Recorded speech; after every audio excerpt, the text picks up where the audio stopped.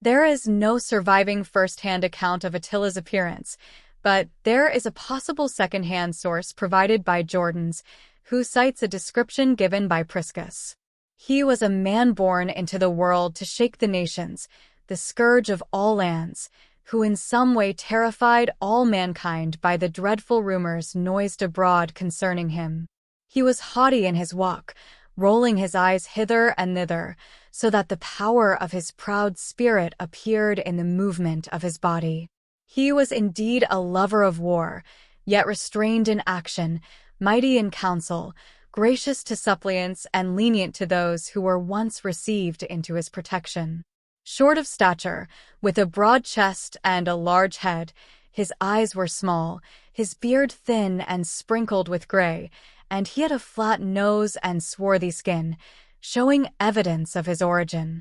Some scholars have suggested that these features are typically East Asian because in combination they fit the physical type of people from Eastern Asia, so Attila's ancestors may have come from there.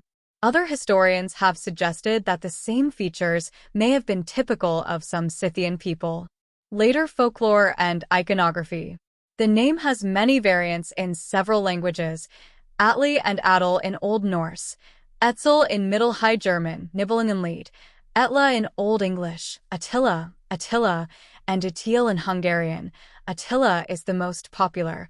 Attila, Attila, Adile or Attila in Turkish, and Adil and Edil in Kazakh or Adil, same/similar, or Edil, to use, in Mongolian.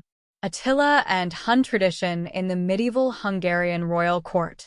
The basic premise of the Hungarian medieval chronicle tradition is that the Huns, i.e., the Hungarians coming out twice from Scythia, guide the principle of the chronicles, which was the Hun-Hungarian continuity. The Hungarian state founder royal dynasty, the Arpad dynasty, claimed to be a direct descendant of the great Hun leader Attila. Medieval Hungarian chronicles claimed that Grand Prince Arpad of Hungary was the descendant of Attila. In the 401st year of our Lord's birth, in the 28th year since the arrival of the Hungarians in Pannonia, according to the custom of the Romans, the Huns, namely the Hungarians, exalted Attila as king above themselves, the son of Bendigas, who was before among the captains. And he made his brother Buda a prince and a judge from the river Tisza to the river Don. Calling himself the king of the Hungarians, the fear of the world, the scourge of God, Attila, king of the Huns, Medes, Goths, and Danes.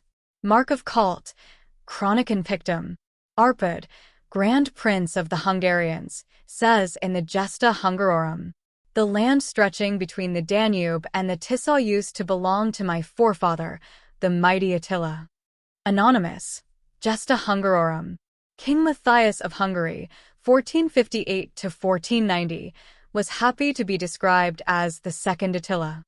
The Chronica Hungarorum by Johannes Thurixi set the goal of glorifying Attila, who was undeservedly neglected. Moreover, he introduced the famous Scourge of God characterization to later Hungarian writers because the earlier chronicles remained hidden for a long time. Thurixi worked hard to endear Attila, the Hun king, with an effort far surpassing his predecessor chroniclers. He made Attila a model for his victorious ruler, King Matthias of Hungary, who had Attila's abilities. With this, he almost brought the hammer of the world to life. Legends about Attila and the Sword of Mars. Jordanes embellished the report of Priscus, reporting that Attila had possessed the holy war sword of the Scythians, which was given to him by Mars and made him a prince of the entire world. Lampert of Hersfeld's contemporary chronicles report that shortly before the year 1071, the sword of Attila had been presented to Otto of Nordheim by the exiled Queen of Hungary, Anastasia of Kiev. This sword, a cavalry saber now in the Kunsthistorisches Museum in Vienna, appears to be the work of Hungarian goldsmiths of the 9th or 10th century. Legends about Attila and his meeting with Pope Leo I. An anonymous chronicler of the medieval period represented the meeting of Pope Leo and Attila as also attended by Saint Peter and Saint Paul, a miraculous tale calculated to meet the taste of the time. This apotheosis was later portrayed artistically by the Renaissance artist Raphael and sculptor Olgardi, whom 18th-century historian Edward Gibbon praised for establishing one of the noblest legends of ecclesiastical tradition. According to a version of this narrative related in the Chronicon Pictum, a medieval Hungarian chronicle, the Pope promised Attila that if he left Rome in peace, one of his successors would receive a holy crown, which has been understood as referring to the Holy Crown of Hungary. Attila in Germanic heroic legend.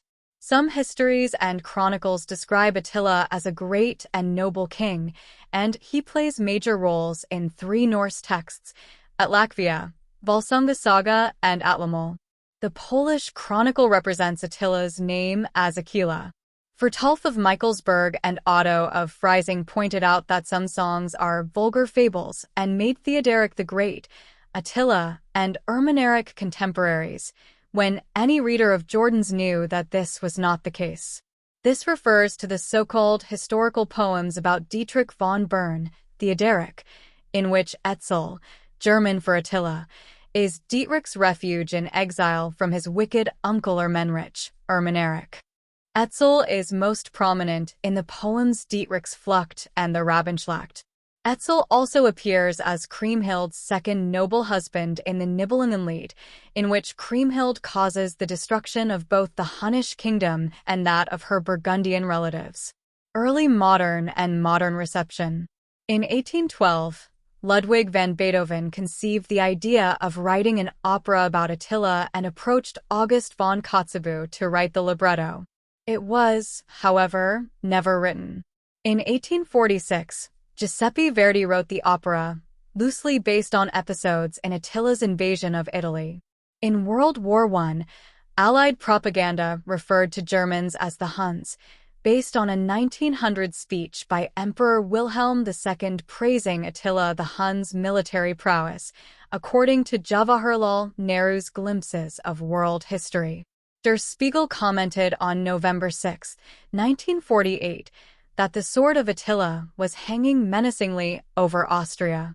American writer Cecilia Holland wrote The Death of Attila, 1973, a historical novel in which Attila appears as a powerful background figure whose life and death deeply affect the protagonists, a young Hunnic warrior and a Germanic one.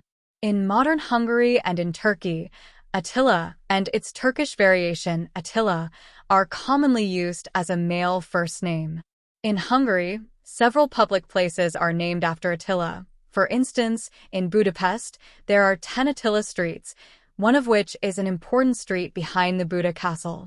When the Turkish armed forces invaded Cyprus in 1974, the operations were named after Attila, the Attila Plan.